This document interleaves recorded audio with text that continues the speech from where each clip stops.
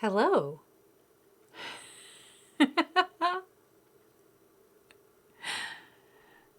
Hello, everyone.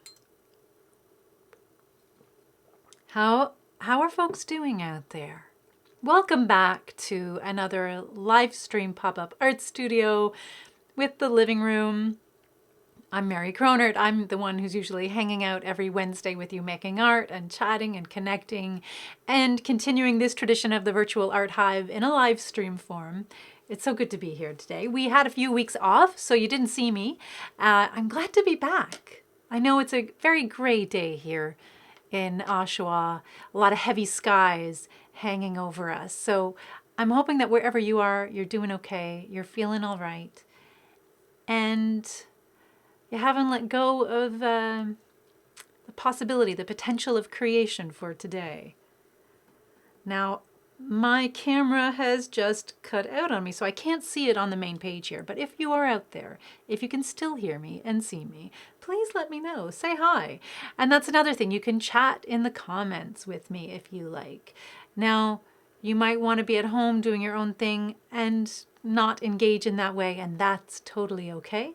But please do say hi. Let me know what you're working on. What kind of creativity is keeping you going these days? What things are inspiring you? Perhaps what artists are you loving? Who are you turning to get those creative juices flowing, and also perhaps to make creative change in the world today, because making art isn't always just about the things we make, it's about the experiences we share with one another. And kind of, that creative humaning that allows us to interact and have an impact. And I know we can't necessarily do that in person the way that we'd like these days, but we can still do that in lots of other ways, this being one of them. So if you're out there, please say hi and let me know how you're doing. In the meantime, I'm just going to continue chatting and creating here, making what I'm making, doing what I'm doing, and let's see where it takes us. So for folks who might be joining us for the very first time, as I've said, welcome to the Living Room's pop-up art studio. Every Wednesday and Thursday evening, we host a live stream of this kind. I'm here on Wednesdays, and I think I'll be your host this Thursday evening as well. But generally, every Thursday, there's a new host, a different host from the community, someone you might be familiar with, maybe an artist that you've never met before. Hello, Shelley, welcome. And it's just an opportunity, again, to see what other people are working on, connect with people, and keep that sense of community buzzing. Now, again, if you're a first time here, you don't have to participate in the chat if you don't want to. That's totally okay.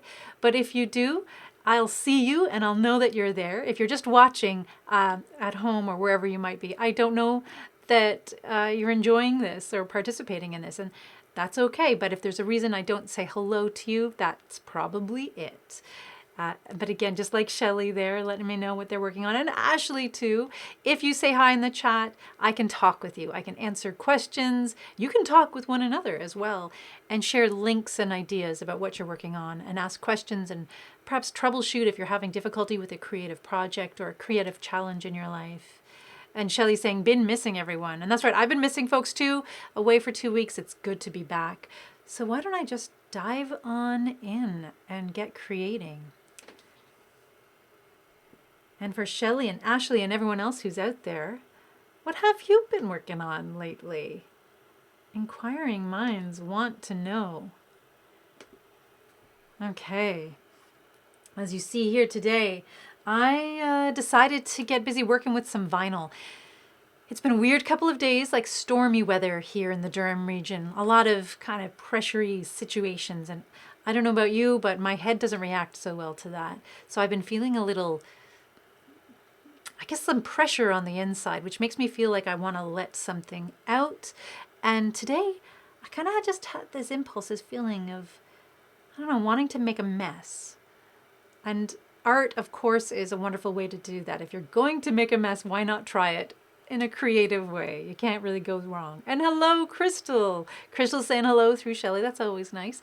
Yeah, it's when I have this impulse to make a mess, to get something out, I don't always understand what I'm trying to get out. That's part of the issue too sometimes, right? It's great if I know I'm feeling light and buoyant and inspired and happy. Sometimes it's clear what kind of thing I want to create and why I want to create it. But sometimes I have days like this where I'm all kind of messed up inside. So a great place to start is just by making a mess externally, and then I can begin to get perspective and sort things out. And Ashley says, messes are the best part of art, Mary. And you know what? I couldn't agree more. It's, there's not a lot of places or spaces in our lives these days where we can make messes and get away with it. And sometimes it's also, well, you know what? I'd be interested to learn what people out there are thinking about this.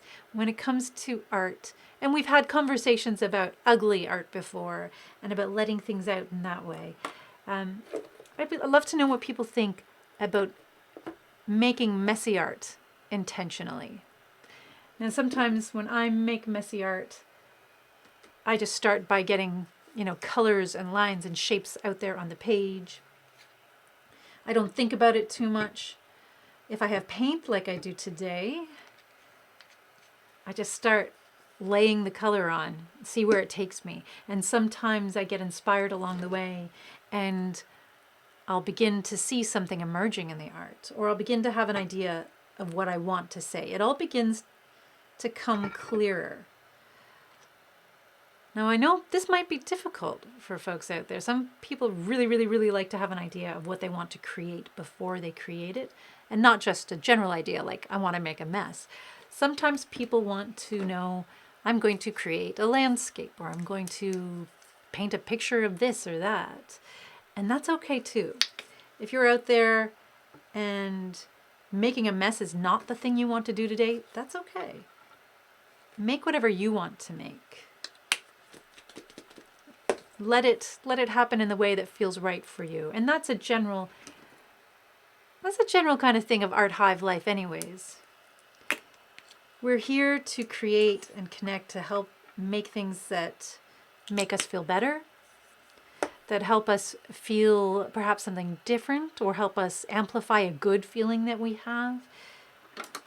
But making art to feel good or to feel better, you can't go wrong with that. And so do what feels right to you. And you know what? If you can't stay for the whole hour and a half, that's okay too. You can come and visit for a few minutes at a time, walk around, do whatever you want to do. Maybe you're just not feeling creative today. And there's other things that you have on your plate. It's okay to do those things too.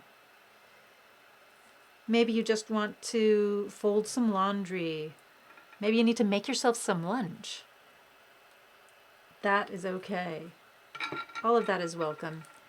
There's lots of ways to participate and engage in the creative conversation, even if it's just a conversation you're having with yourself. And Ashley says, I love to paint pour.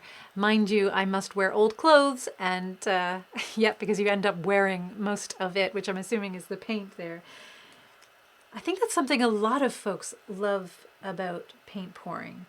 And if there are any other acrylic paint pour folks out there, let me know what it is you love about that practice. And Ashley, if you want to explain a little bit in the chat about what paint pouring is, I can share it with the community. Because that's one thing. I've done a lot of creative things in my time, but that's one thing I've never done. I've never actually done a paint pour before. I love the effect it has. I love the fluidity of it, and kind of this wonderful accidental art meets intentional art place that it finds, because you can inform how the paint flows, even if you're letting it do its own thing, if that makes sense. So Ashley is in the best position there to help give us an eye into the paint pouring world. But I know a lot of people love it because it kind of scratches that itch of letting things be as wild and fluid as possible while still having some kind of creative control over what the final product is. And inevitably, because you let go of that control when you're creating, it does something to that inner critic, doesn't it? It helps quiet that voice a little bit. And what you end up with is generally something quite magical and beautiful that, is quite stunning. It's a stunning effect. So I'd love to hear from the paint pourers that are out there. But if, again, let's see, making a mess is your, you want to make a mess, but you're a little too scared just to go completely like abstract right from the start. One thing I love to do, oh, there's some green. I love giving myself a little bit of structure to begin with. So that can come in the shape that you're painting on. So in this case, today I'm painting on a record. Now, folks out there who are screaming at me saying, what are you doing? Ruining that vinyl. Just know, all right?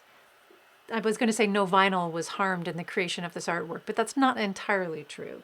But what we do when we use vinyl to create our art with, we never use records that are still playable, and we never use records that are wanted, that could find a good home. Most of our vinyl that we use in art making comes from record stores or used, places that have swap LPs. So in Oshawa here, we have Cops Records that are amazing. And Deja Vu discs are two great sources to find vinyl that no one really wants anymore. So sometimes people will sell on a whole bunch of records, but only some of them are saleable for the shop. So then the rest of it is sometimes available to folks like us. So we only use records that won't find a good home. So there you have it. And so I use the shape to help inform what I'm working on, right? And today, circle definitely felt right. Something about that circle shape, the wholeness, just, I don't know, something, it was calling to me. What else can I say? That's super artsy fartsy. But I felt like I needed to create in this shape, in this form. And the other thing I'm going to do to help inform what I'm doing, to help give it a little bit of structure, a starting spot for myself, I was flipping through some National Geographics and I came across an image, this one here, that just jumped out at me. I don't know why. Just something about the colors and the lights, and there was a story in this picture. And I don't know what it is exactly, but I thought, you know what, I'm going to incorporate that into this image. So using this, again, as an additional starting point, something to build the mess around and see where it takes me. And sometimes that's really helpful. It is a little less scary than just jumping in and beginning on a completely blank canvas. I'm giving myself a starting point here by using the shape and this image. Aha, so revisiting the paint pouring. Ashley says, it's very relaxing. Yeah, interesting. It's letting go of the control, Ashley says. It will be what it will be. And that's exactly it. Sometimes trusting that process, trusting the creative process and what you're doing. It's hard to trust the art sometimes, isn't it? I'm not sure what that's about. I know it has something to do with the way we judge ourselves, with that inner critic voice again. Perhaps sometimes it has to do with just a general, I was going to say cynicism. I don't know if that's the right word. Kind of a mistrust in ourselves that we could create something that would be of value, that would be of beauty, that would help us feel good, that would feel right. I don't know. Why is it so hard to trust the process? Another great thing for folks to chat about, because that's a term that a lot of artists use, that a lot of people in the creative growth world use. Trust the process.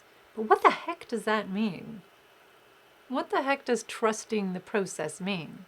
I think it has something to do with what Ashley touched upon there about relinquishing part of the control or part of perhaps our expectations about what we want. Relinquishing or letting go of the dependence or the reliance on that being the source of our satisfaction or joy. I don't know. I'd love to hear what folks think about that, about trusting the process. So I think that's where I want that to live. I think so. And I think I put on a layer of paint. I didn't have any gesso on hand. So what I ended up doing instead was just taking some white acrylic paint and slapping it on to give it a base. because painting on the vinyl itself sometimes can be a little tricky, especially if you want to build up colors. Again, I wasn't sure what I wanted to do, but I didn't want to have to wait a long time to watch it dry with you, because we all know that watching paint dry is very exciting stuff. So I'm taking this picture here, and the paint is just tacky enough that it'll stick, and as I build up and layer, I'm sure it'll help keep that stuck to the surface. All right, so having another look. And where to begin, how to start. Let's just jump in. I think I need a few more colors on this palette.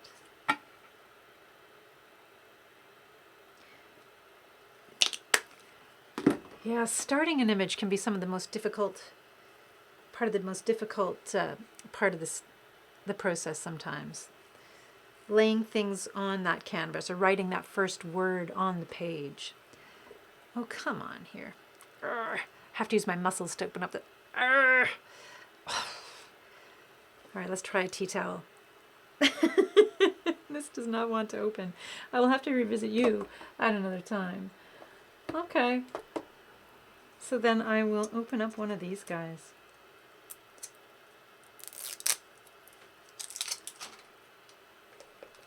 I treated myself to just a few new colors in the more liquid of paints, so just a little trip over to the Michaels there.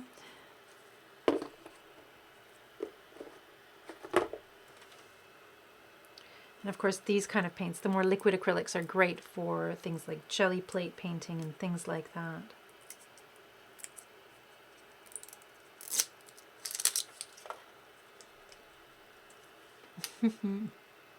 And Ashley, you recognize that sound. Hearing new paint opening, the best sound. It is that time of year, isn't it? So folks who are watching once this is archived, we post everything on YouTube a few weeks later, as well as it staying up on our Facebook page. But if you're watching this after the live stream, it's what? It's August now, maybe mid-August. So it's always around this time of year where the back-to-school supplies start coming out.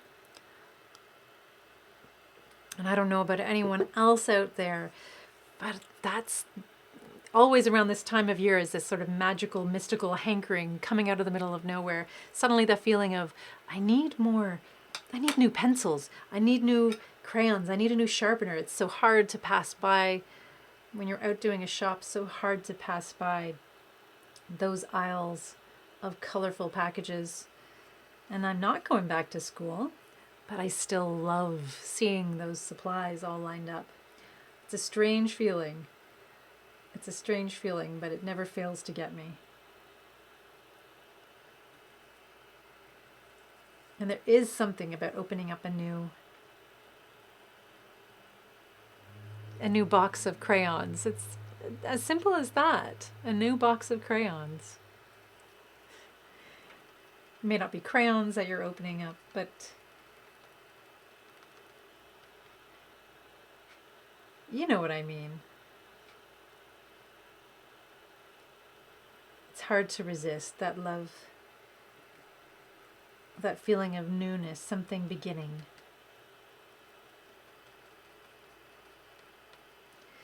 So using this as a starting point, it gives me a horizon line. So even if this image ends up being nothing to do with the picture that I've chosen, I have a place to start.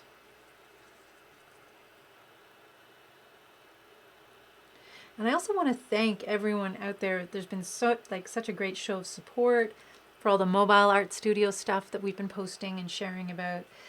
It is moving forward slowly but surely. And just thanks to everyone out there who's offered to help us out, who's perhaps already helped us out in all the little ways. It's really lovely to know you're out there. And if I can use any of the fantastic resources that we have in community to help this, you know I'm going to be calling upon you and asking. But of course, it's never You being here and just being a part of the community is also enough, just as it is.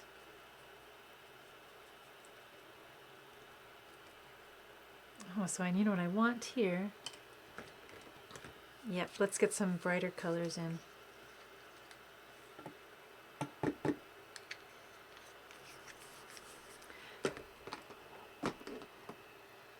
So for folks who might be joining us, we're having a little bit of a conversation about trusting the process and what that actually means.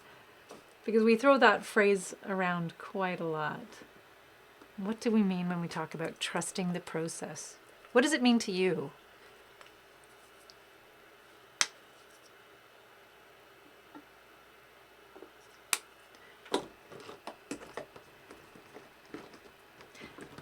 And I suppose that also connects to other aspects of creativity. How do we reconnect with the process if we found ourselves disconnected from it? I think we've all had moments like that. Another word for that might be burnout, I suppose.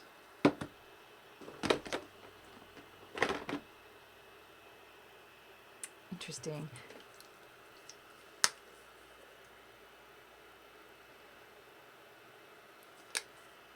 I don't think I'm the only one who's ever experienced that feeling. Suddenly not knowing what we want to create or why we want to create it, kind of losing faith in that process. Has anyone else visited that place recently?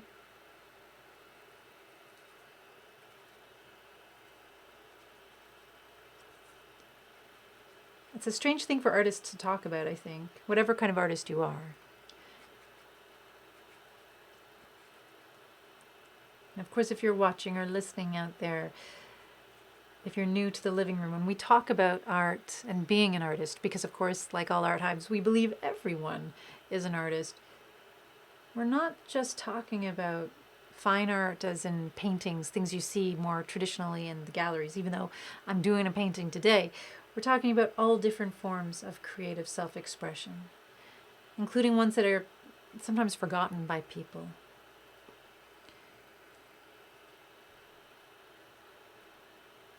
The things we marginalize within ourselves without meaning to. So that could be, a lot of times I think, the things we create for practical purposes, like our cooking or gardening, our cultural traditions and practices, the time we set aside for creativity that we use, even though it may not result in something that you hang on a wall. Oh, I almost washed my paintbrush off in my tea. Oh dear. So when we talk about art and, trusting the process of creativity, it doesn't necessarily have to do only with those kind of more traditional fine arts practices. Because I think all of us can relate in one way or another to feeling disconnected or burnt out. And this is another part of this time of year, isn't it? People are preparing for the fall. I hate to say it. I hate to even mention it. But along with all that back to school stuff that fills the atmosphere around this time of year, there's also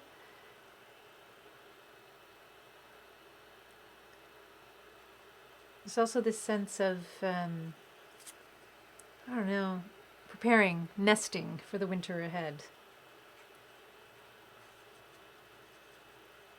It's difficult to be present around this time of year, for me.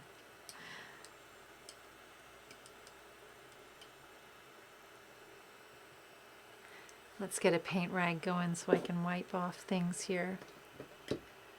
Let me move those brushes over. There we go.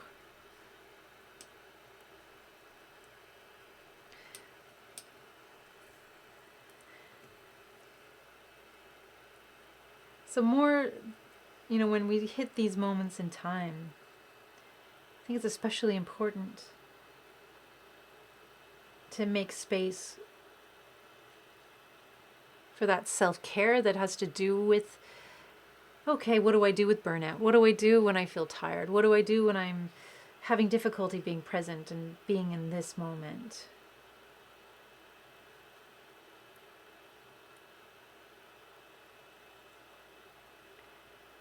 So I suppose part of this art has something to do with that as well.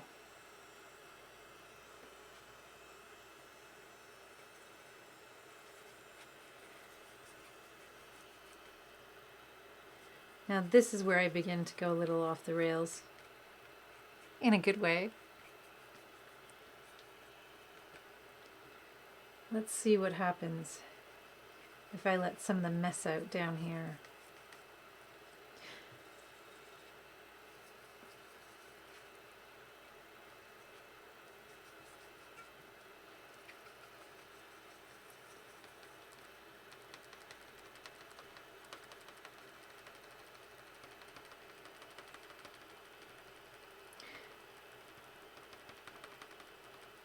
I think it's completely fair to say I don't really know what I'm doing. Outside of the few choices that I've made at the beginning of this, I don't know what this is going to be.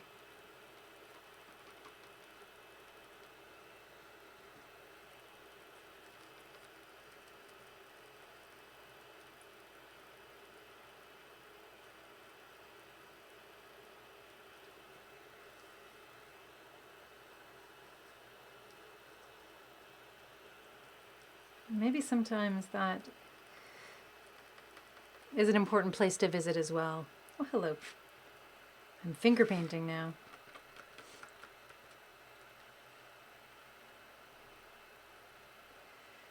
A useful place to visit every once in a while. Letting yourself not know what you're doing.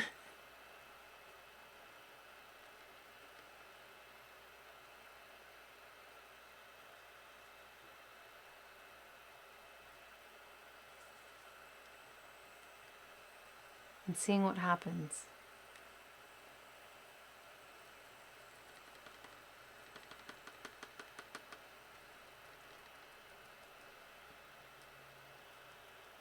And like everybody else, I have my moments where I look at what I'm working on and I think, oh my gosh, I hate this.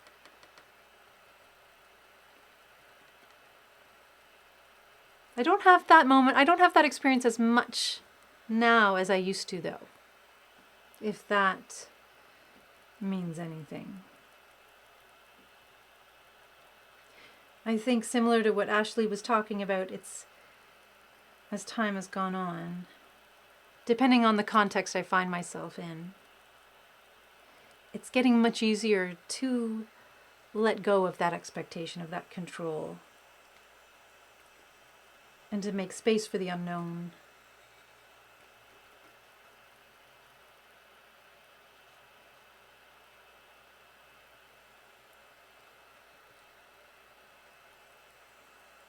And to be a little gentler with myself.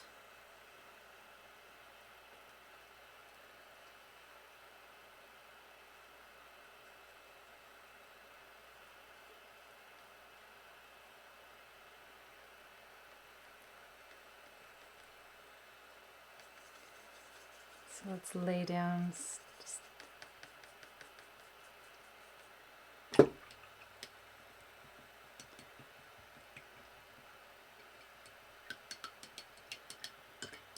Letting things happen. Trusting the process. Trusting yourself. And maybe that's all we mean when we talk about trusting the process.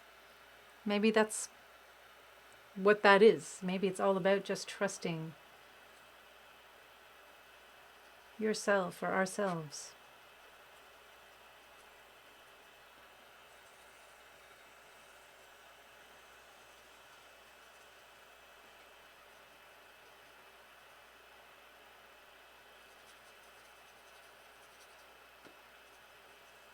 Knowing that whatever ends up happening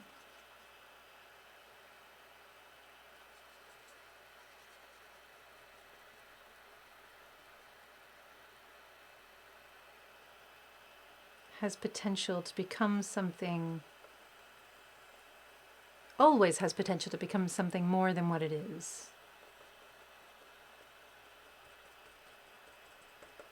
So in the context of making art, and sometimes those things that we create that we hate, or the things we fight with ourselves trying not to tear up, perhaps it's knowing that those pieces, if we just step away, put them away for a little while, and maybe revisit them at a future date, maybe we'll see something different in them when we return to them. Maybe we'll even like them when we take another look. And here we go. You know what I'm going to do? There we go. Little adjustment there. Because I'm slouching and I feel like I'm sliding out of frame a little bit.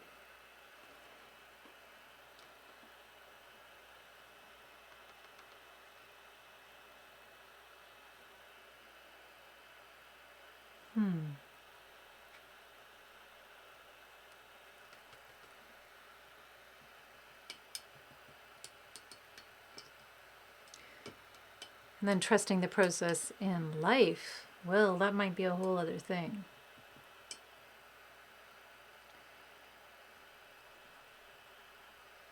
Though I don't know. I'd be interested in hearing what people are thinking out there, because I think there are similarities. We try to have processes in the art we create.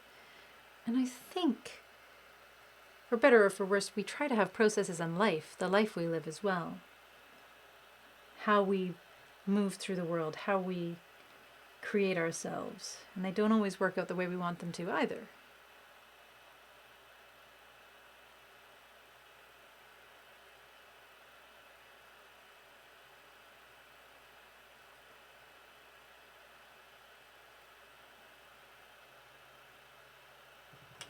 So what happens then? What's trusting the process in that case? That's a pretty big question. But I think we can learn from it. I think we can learn from what we do in art and apply it to life a lot of the time. There's room to grow.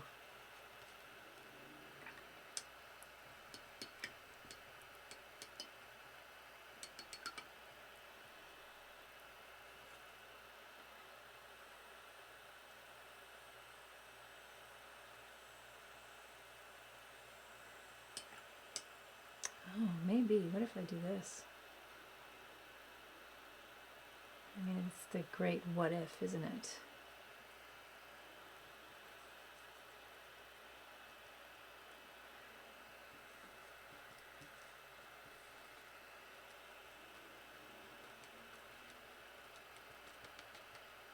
What happens if we just tilt everything?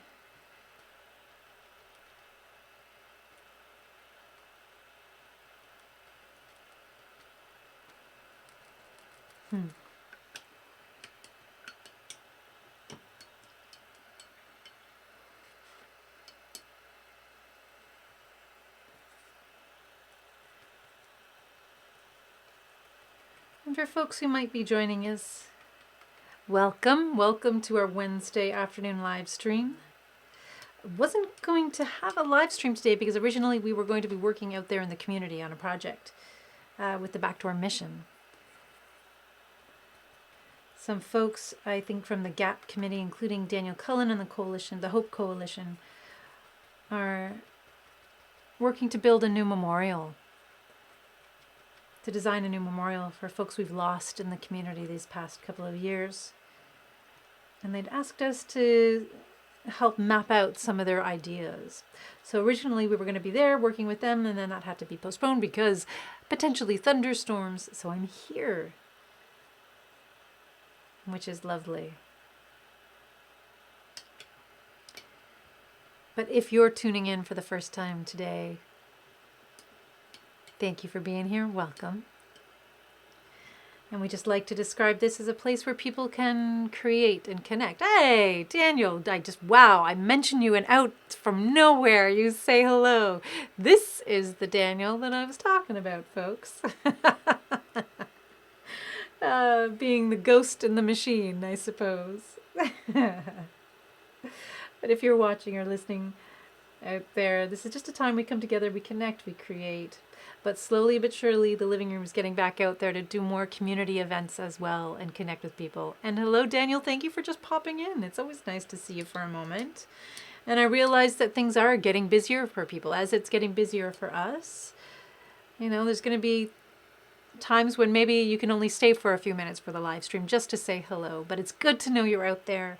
And I'm sure there are folks who are watching or listening or who will be watching or listening that will enjoy knowing that Daniel dropped by to say hello. An incredibly creative human being, a writer, a poet, an activist,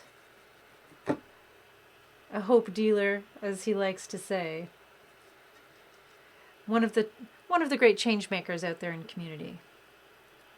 And of course, we all have potential to be change makers in our communities. It's not always easy to understand where to start with that. But each one of us has potential to be that change. And again, it kind of relates back to that idea of trusting the process. Hello, Brandon. Nice to see you. Brandon Jasper Fayer dropping by to say hello. Out from the tarn. Working with the animals, working on that beautiful land. Being a good steward to all the good things. And Lottie, hello Lottie. Lottie says hello. Hi, won't be staying long this evening, but wanted to say hi. Oh, Lottie, it's so good to know you're there. And I'd love to hear how the festival went, because I think I might have missed it. So if you have a chance to just give us an update, we'd love to hear about it. And know if there are any links, any way we can watch it after the fact, too. Because I know there were a lot of folks who wanted to see that, and they didn't necessarily have the chance.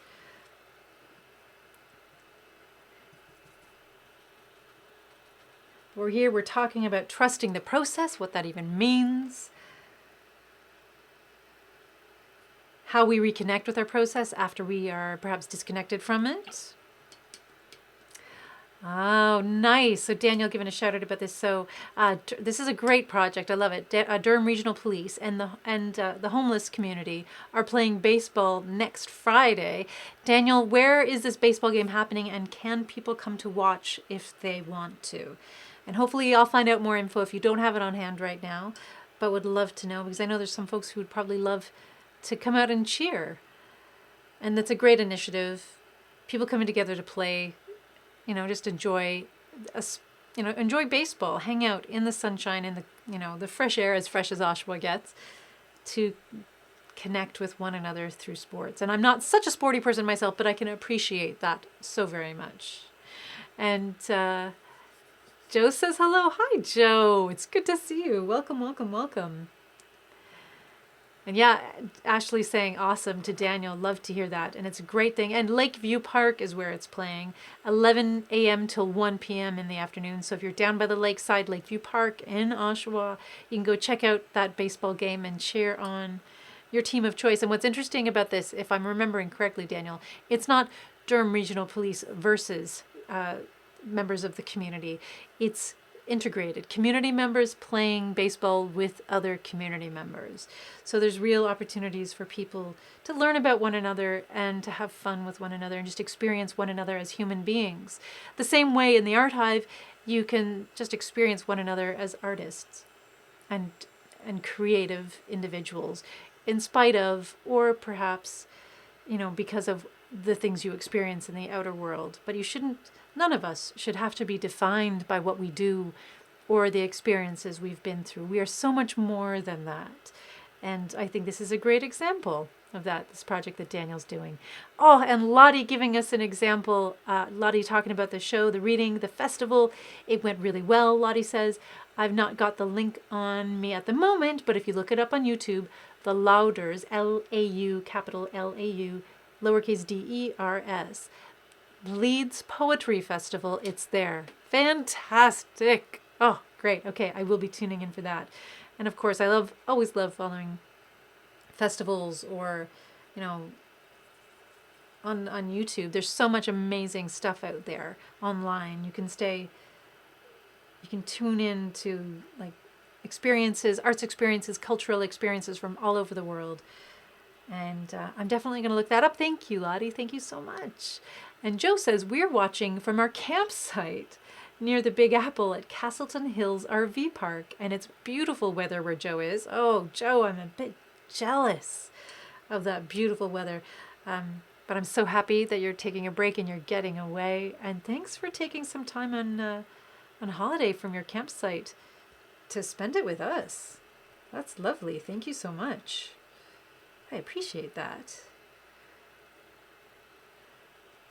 And of course, a lot of people are taking advantage of these last few weeks of summer just to soak up and kind of recharge those batteries and prepare for whatever lies ahead. We don't know. But being able to recognize and anticipate that self-care, that's part of that process thing we're talking about, isn't it? It's part of that trusting the process. We trust ourselves, trusting what we need, learning more about what we need when we need it. And I suppose that takes practice. That takes, experiences, both good and bad, so that you have you have something that you can anticipate.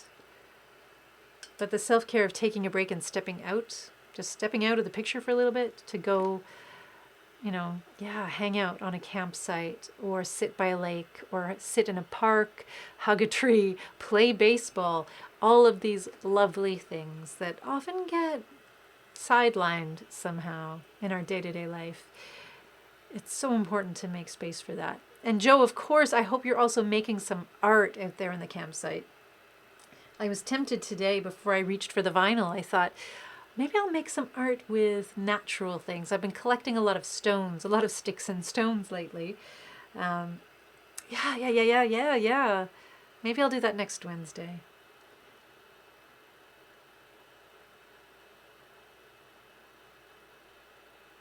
And today, what am I making? I don't know. I'm just doing this. I'm making a mess. And I don't know if it's messy enough, to tell you the truth. It's always interesting to look at it let me hold it up. I'm going to hold it up, folks, so I can see it. All right. Let's get a little messier over here.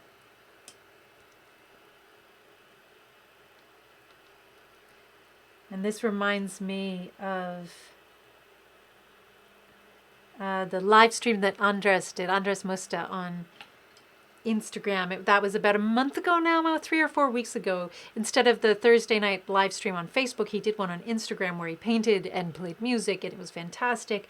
And one of the things I love about Andres when he paints, because he's also, of course, a fantastic sticker maker and lino cut print maker, but I love watching him paint because it is spontaneous, and he doesn't seem afraid of making a mess. And one thing leads to the next, even if that one thing is a mistake.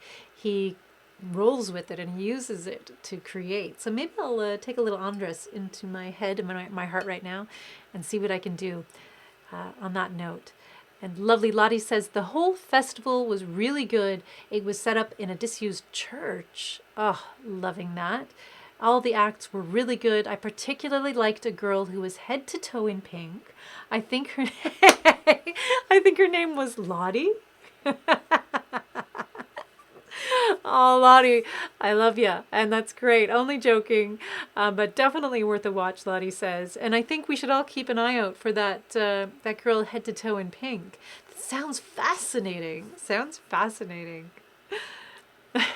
And Joe saying, by the way, I started taking the GO train into work 2 weeks ago, and I made a pact to write a poem each trip. This is cool. This is very cool. So far, 12 new poems. It's been great.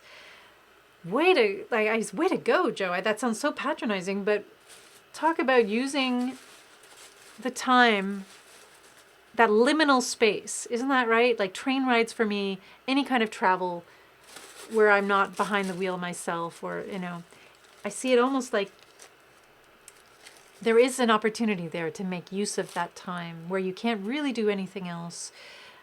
So what you have choice, agency about how you use that time. And I love that you've chosen to write, to dedicate some of that time to writing. So I wonder when we'll hear some of this writing. Anytime soon? Let's see what I can do here. I'm going to use some of this dirty water to smush this on here. And this is definitely taking a page out of Andres' book.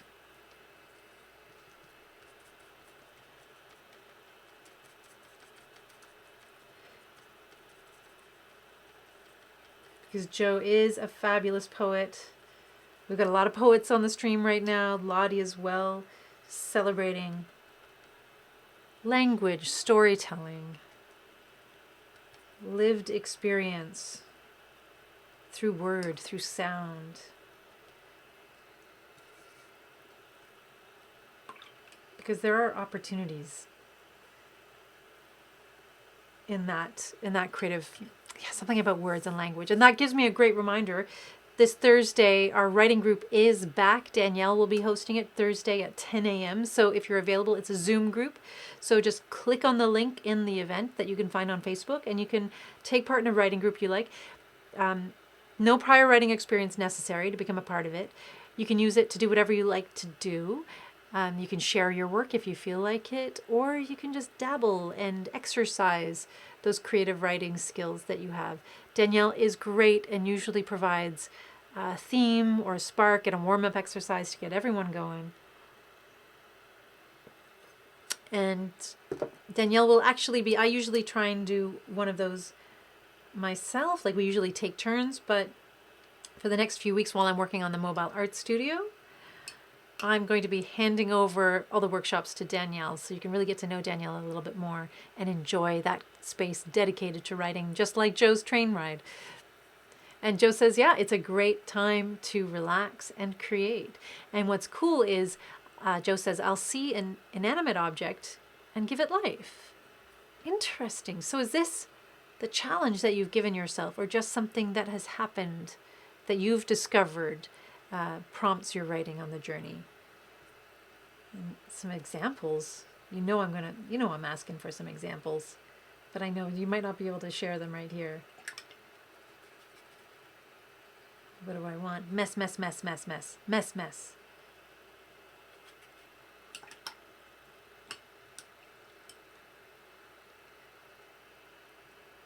I think that could be the whole subtext of this. Like you just hear me mumbling and grumbling in the background of this. Mess, mess, mess, mess, mess, mess, mess, mess, mess, mess. Mess, mess, mess. But I really love that. So the skyscraper, the third rail, Joe says. So these are just things you see on the train ride, and they become opportunities. They become, it sounds like you just jump in and start creating.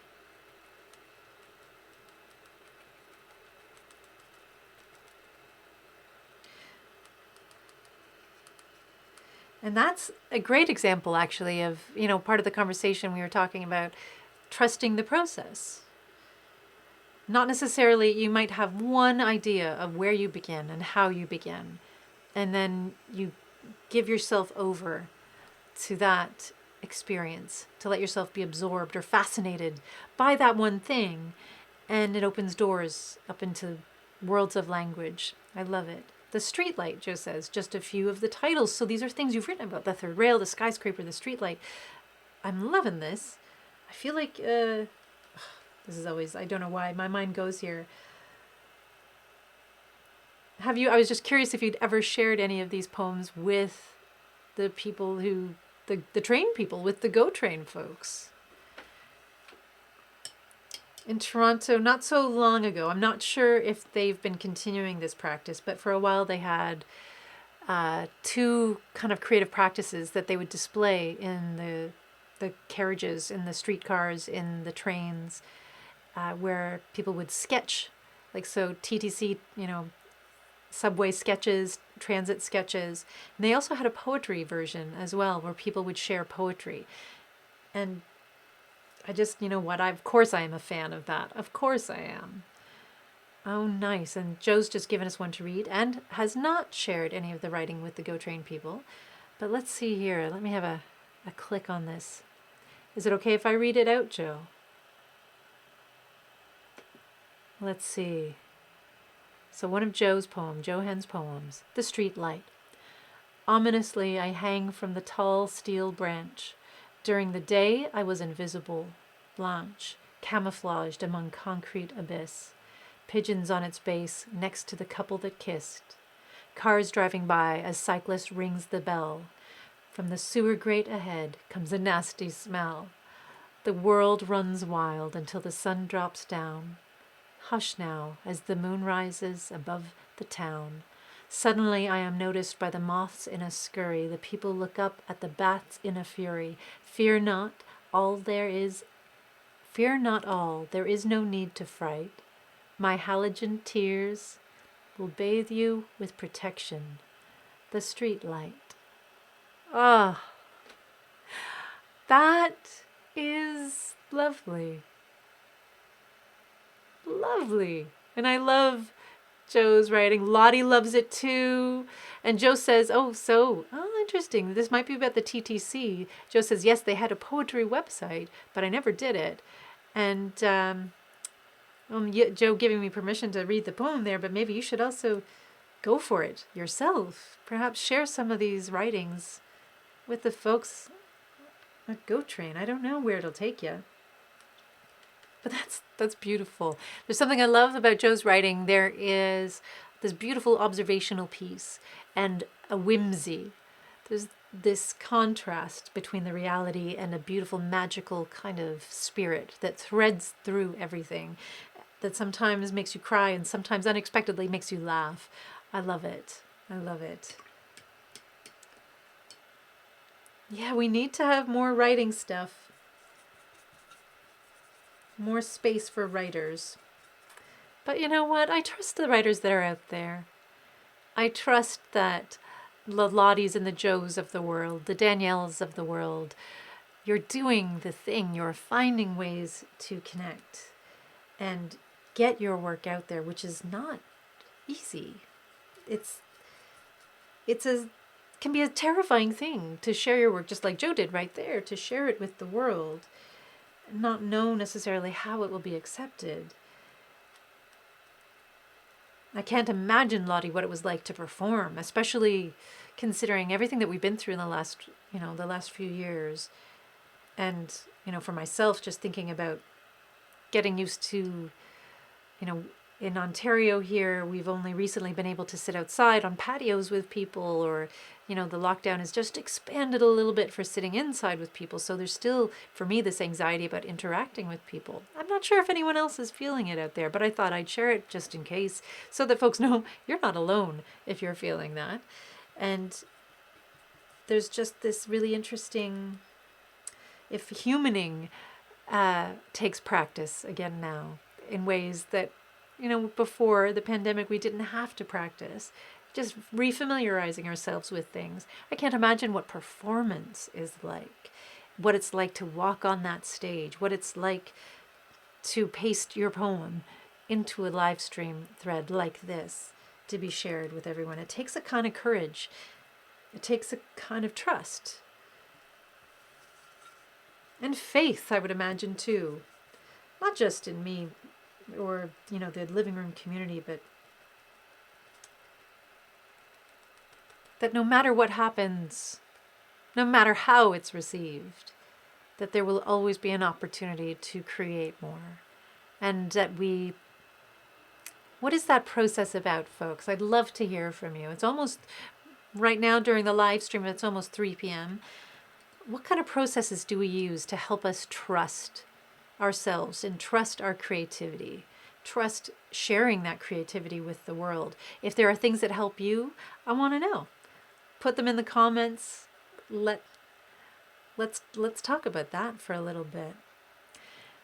And interesting, Joe's saying you have to be careful sharing on a non-private forum, as someone may see it or steal it, and without your knowledge. And that is true. So things like copyright for artists, I know this is an ongoing conversation about how we take care of, did I just cut out for a little bit? Did I cut out? Am I back? I think I'm back. All right, revisit. yeah, the copyright idea of how we protect our creative. I mean, property is a weird word to use, but I suppose it's an apt word. And knowing, because it has to do with being valued. And, that's a whole other level of trust as well. Like, where do we feel comfortable or confident sharing these pieces? How do we know things will be received? How do we know they won't be abused or used in ways that don't feel right to us? And sometimes you never know, right? And Joe saying one thing I thought was amazing. I think 2 years ago, America's Got Talent, the winner was a poet. Was it? Was it? Interesting. See? Poets are everywhere. Poets. They're all around us. Watch out, folks. The poets are all around us. And that is I like the relationship that's building with language again in our communities. I'm going to add some extender into this and start creating some layers of color.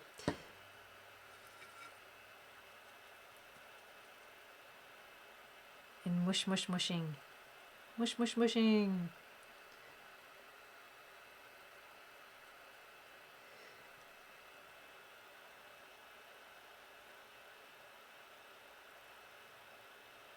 Oh, I like there's some texture now.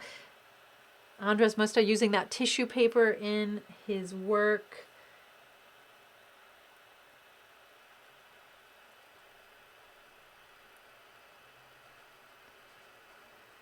Let's see. I gotta have faith that if I bring more darkness into it, I can reintroduce the light. So let's just go for it.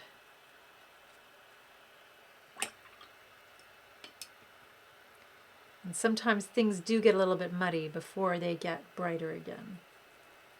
That is the truth.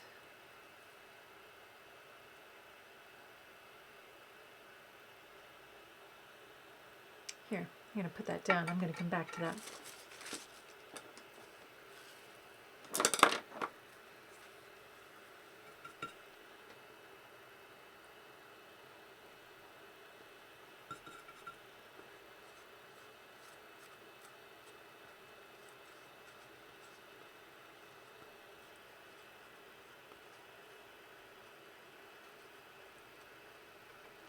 But a fantastic prompt, Joe. I love that idea.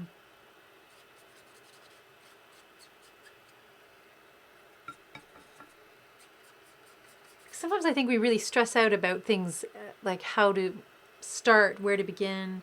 Writing is a great example, like putting that first mark on the canvas isn't, one of those things, creating the first shape. But with language, I think a lot of us get caught up in this idea that it has to be perfect right from the very start.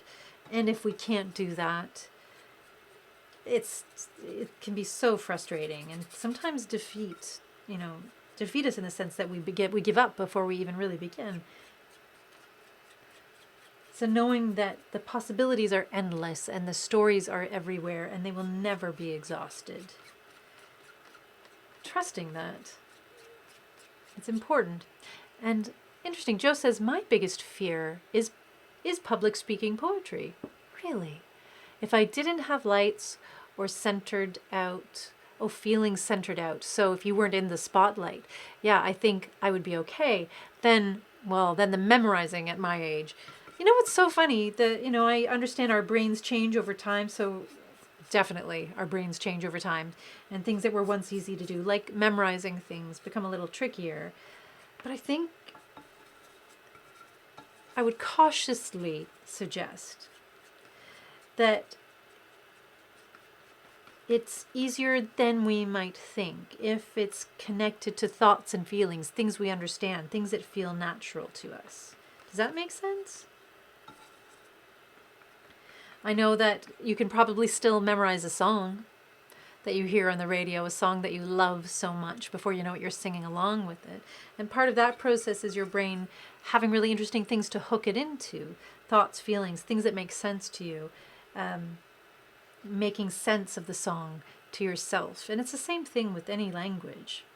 I think people get hung up sometimes on the idea of when you're, wanting to perform in a play or reading poetry, that you'll somehow lose the thread. And you know what? It happens. But I think if you know what you're saying, even if a few words get changed here or there, it's something that maybe doesn't need to be worried about as much as folks worry about. But that's just me. And Joe asking, does anyone know when they have those poetry live forums? Interesting. Are you allowed to read from your work, or does it have to be memorized? So which forums are you talking about, Joe?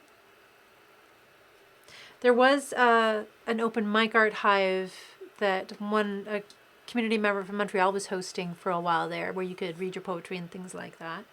And we've played with the idea here and there. We had one of our workshops in the writer's workshop was, we were going to have it be a performance workshop, but then it turned out that most people didn't really feel like reading their work, so we didn't end up doing it. But if there was a real desire for folks to have a space online to read their work, because then, as Joe was saying, you wouldn't necessarily have to show your face. You could just read it and have it there. Oh, open mic style. So online open mic. We haven't had anything like that here in the living room. Peter, I think they sort of, the open mic events, the open mic art Hive that they were doing wrapped up. But let me do a little investigation and see. And for other folks who are on the thread who watch later, you might become aware you might know of other forums out there that people can join and share their work on, in open mic style. Whereas I don't think we're quite yet at a place where open mics are coming back in our community just yet. Although they might be. If I hear, I'll let you know. But if people would be interested in the living room hosting something like that, it would probably look like a live stream where we invited people on to join and they would read their work and then, pop out when they were done. But if that's something people are interested in, let me know. Put it in the comments. Send me an email. Harass me. Consent to harass if you want to see more open mics. Don't be afraid to let me know. That might be a fun way to wrap up and celebrate summer too. To have a sharing event where we can see one another's faces or not, and people can share the work that they've been working on over the last few months.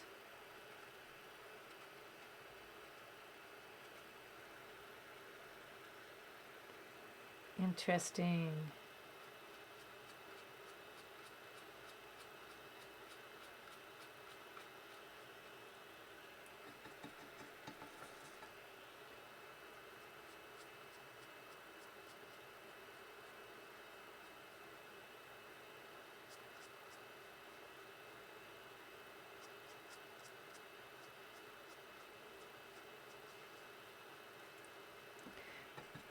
So just suddenly had an impulse to do a little bit of that.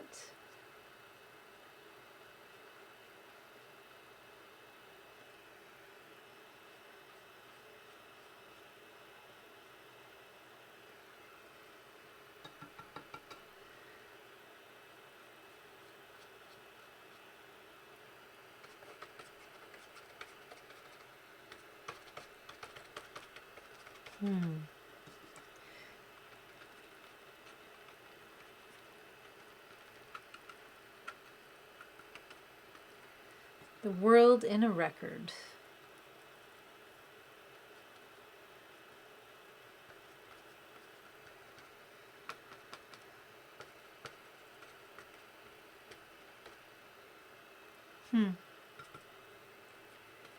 It's interesting what comes out of our brains. But let me get back to that idea. I will think about it. And Joe saying, ooh, another poem. Excellent. I think it's another poem. The Chair. 4 partially reinforced appendages, vertically attached to my base. Over years of constant abuse, one can barely recognize my face. Standing or sitting with little care, sliding my body forth and back. Over time I became withered and worn. It is now evident now, kindness you lacked. Have I served my sentence? I feel like a prisoner. You never did care. What was my crime? I always supported you. The chair. Joe, another nice one. Oh, poor chair. Oh my goodness. Lottie has a great suggestion here. Lottie says, a lot of us read from our phones notebooks at the Poetry Festival. And you know what? That's true. There's nothing wrong. People can carry around their work with them. I've seen that too, Lottie. Lottie continues, I have concentration issues, and if I didn't have my phone to read from, I would have struggled on the night. So that's a fantastic suggestion as well. And one I'm sorry I didn't suggest, because I've seen that too. It's a new thing. So I suppose that's part of... I love that people are being more open and accepting of that it's not a sign of weakness or a sign of like a lack of work. It's just our brains working differently, and having that resource with you to check in on every once in a while can be, it doesn't take away from the performance at all. It doesn't take away. And if it gives the reader, the performer, more security, then what's wrong with that? So fantastic. So being able to use a phone. Yeah, I've seen other people do that too. So a great suggestion.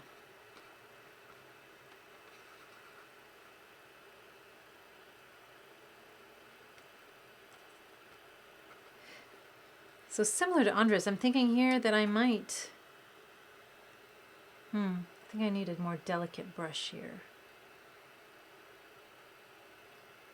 I might come in with this after the fact.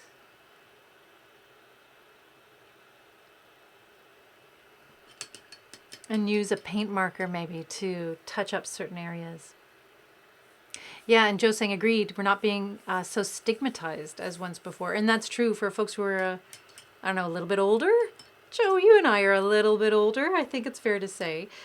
There, at one point in time, that was part of the whole process of performance, this idea that you were measured, part of how you were graded in school, or part of what I remember being graded in school on how well you memorized something. Well, we know that memorization doesn't really mean anything, especially if you're just memorizing something because you're terrified of not having it memorized.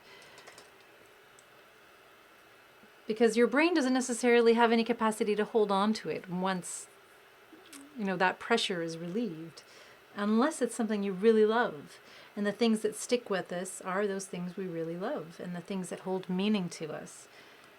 And it's much easier oftentimes to bring those to life in situations where our brains are relaxed and at ease. And that's not always the case when we have to perform, even for the best of us. I still get terribly, terribly, terribly nervous before having to do any kind of performance or public speaking or auditions. In some cases it gets a little easier, but not always. And Lottie's saying, I'm a couple of minutes behind on the live stream, but an open mic sounds amazing. Okay, all right. I used to meet up with my course mates in my year and the year above one evening a fortnight, and we'd share our work. So that's extraordinary resource. Awesome. Okay. I think it would also be good to have it on a time where people from, I guess maybe this time would be, I'm trying to think of a good time for the folks in the UK too, because it would be great, Lottie, if you could participate as well and share some of your work. So this is something that we can do, and maybe we can even get the Hives in Montreal on board as well, because there's a lot of folks there who are missing that opportunity to share their work.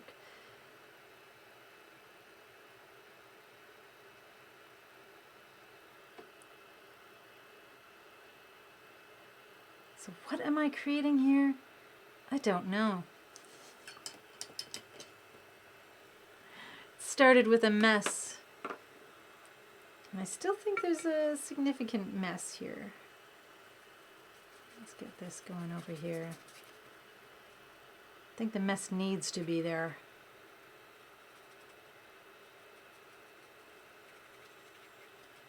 Just got to trust that process.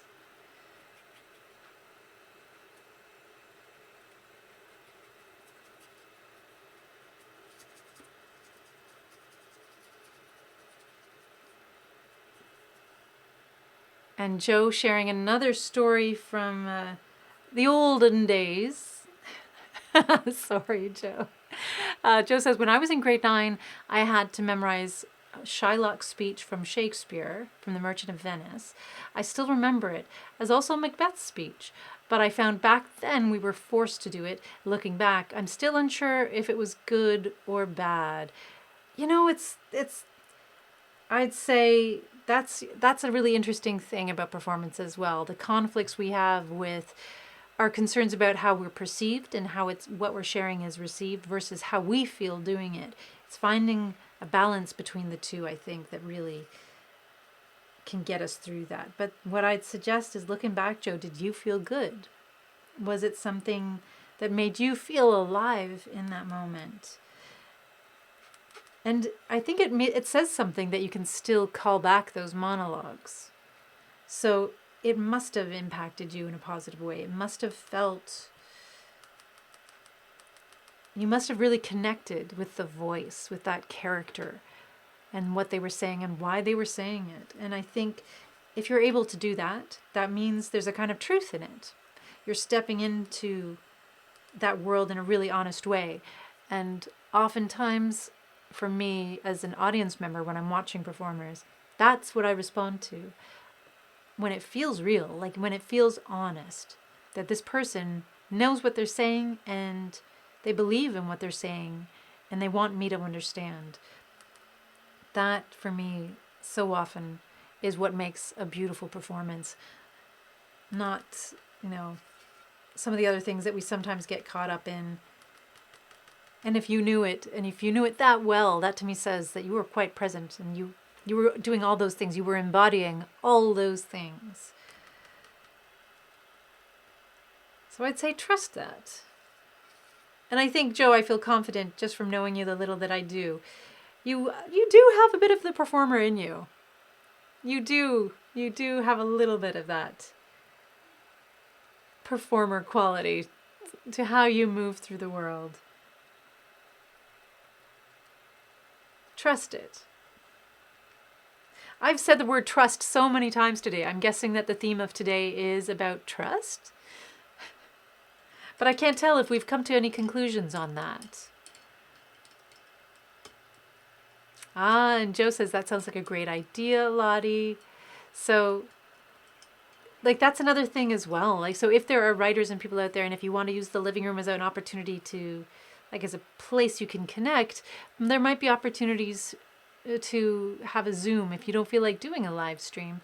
Maybe just a Zoom where you can get together with other writers and like-minded thinkers to create your work. And I know that there is in Durham region, I believe, there's a writers group. But if you find people here, if you're finding people online here in this community that you resonate with, that there's a resonance between you, you can always reach out and see if folks want to create something informally as well. But we've been talking about doing something like this for a long time, so I feel like it's time. I feel like it's time to do something special like that. And see if it becomes something regular.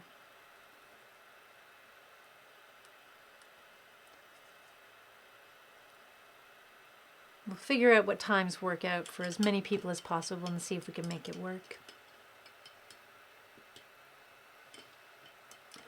All right, back to this.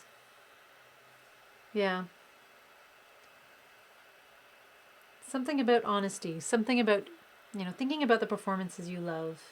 And Lottie, you can probably even think about this from what you were watching at the festival. What the performances that stood out to you, what was that? Why did they stand out to you? What was the quality?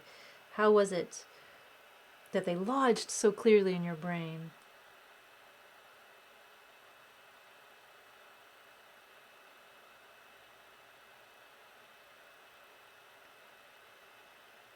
and all the things we love like that. There's usually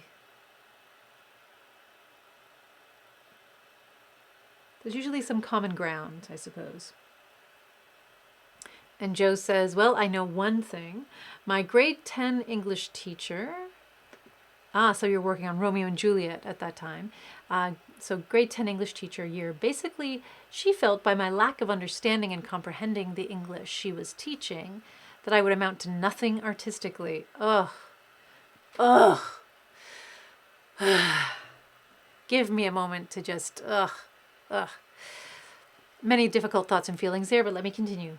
So Joe says, so all I can say is she was so wrong, and I only wish I could stand up wherever she may be and show her how no matter what we have the power to prove them wrong as long as we believe. So no matter what, in spite of what she thought, you found your voice. You found a way to communicate, and you already probably did communicate.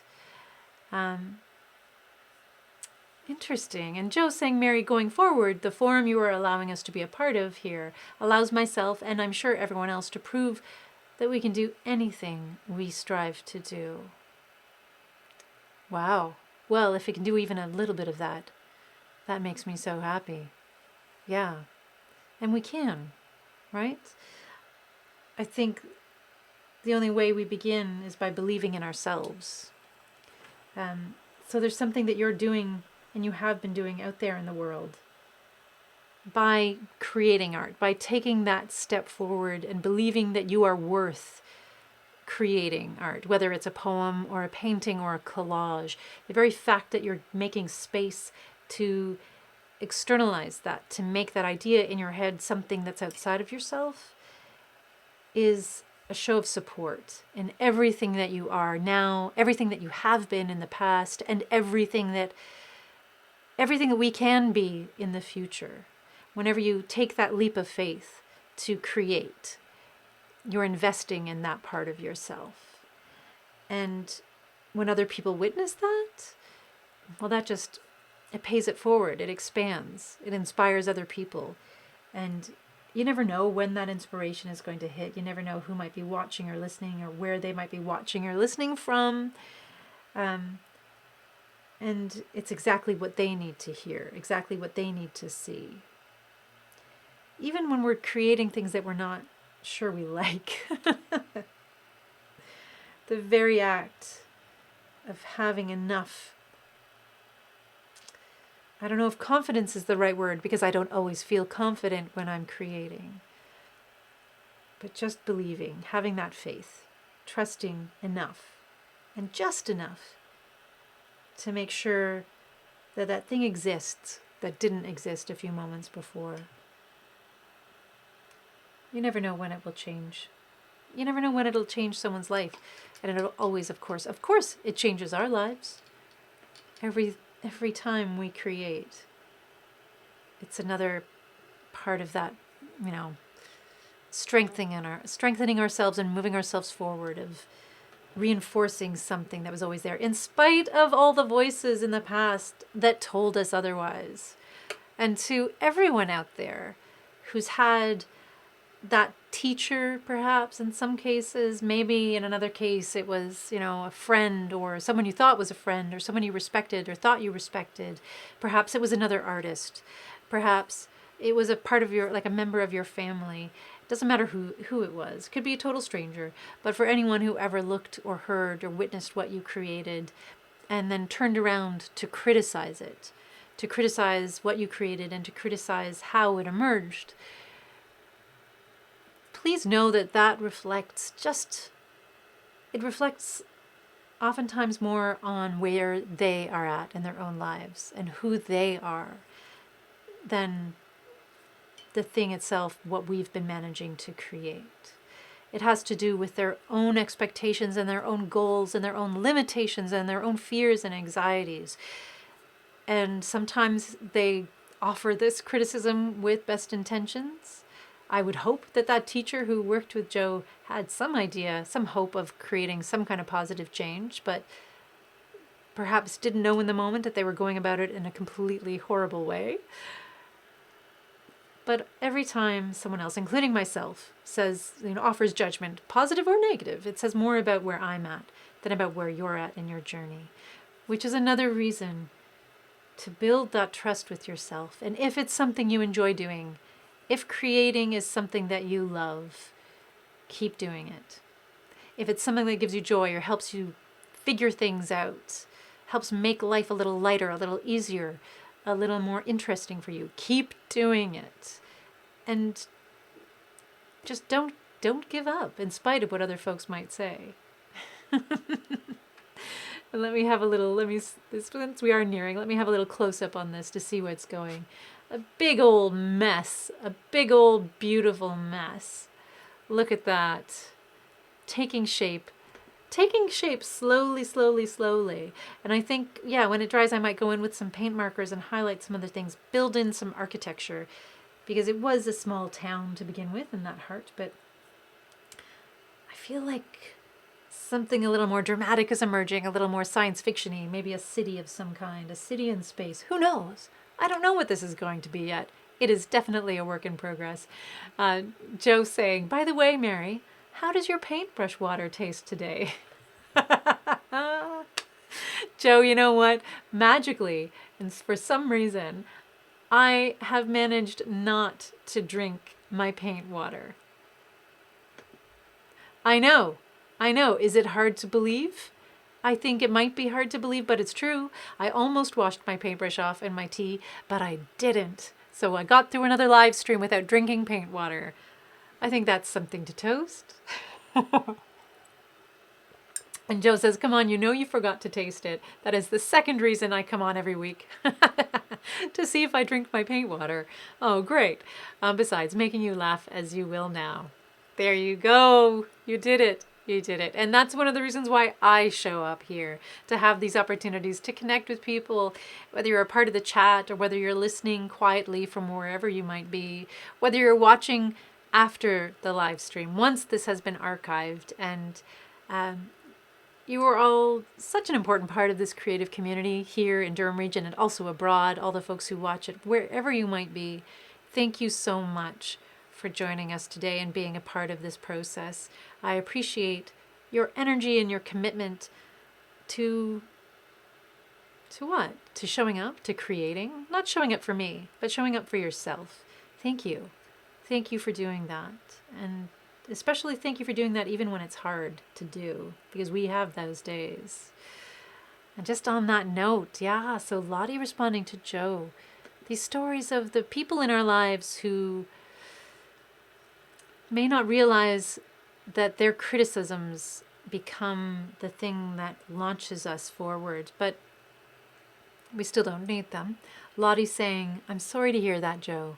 I was told in high school that I wouldn't amount to anything, all because of my social class. Also, when I moved schools in what would be for you second grade, my new school received incorrect notes, and I was branded as not being very bright. It was another word, but it's too offensive to repeat. Oh, Lottie, I'm so sorry. And Lottie says, I spent that whole of the year, proving the teachers wrong, and I did time and time again. You're right, Joe. We have the power to prove people wrong if we believe. Lottie, thank you for sharing that story. And Joe, thank you for sharing your story as well. And to everyone who might be listening who needed to hear that, who needed to be reminded of that.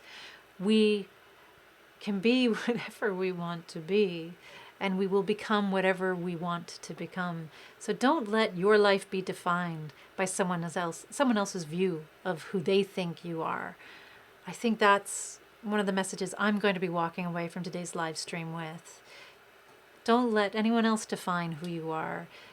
And you know what? There's always opportunities to become something or someone new whenever we want to try something new, to stretch ourselves creatively, try new things, take new creative risks, and prove all of the haters wrong.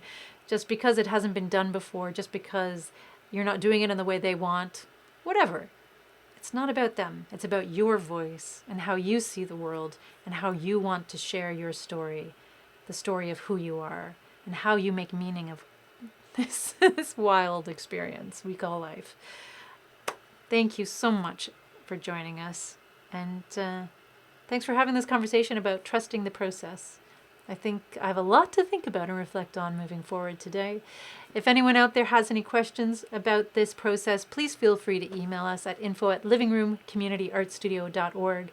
And of course, you can continue to post comments in the chat just after the live stream is finished. I may not be able to respond to them as quickly as I can when I'm hearing them in the live. But thank you everyone for being here, for showing up for yourself, and for creating.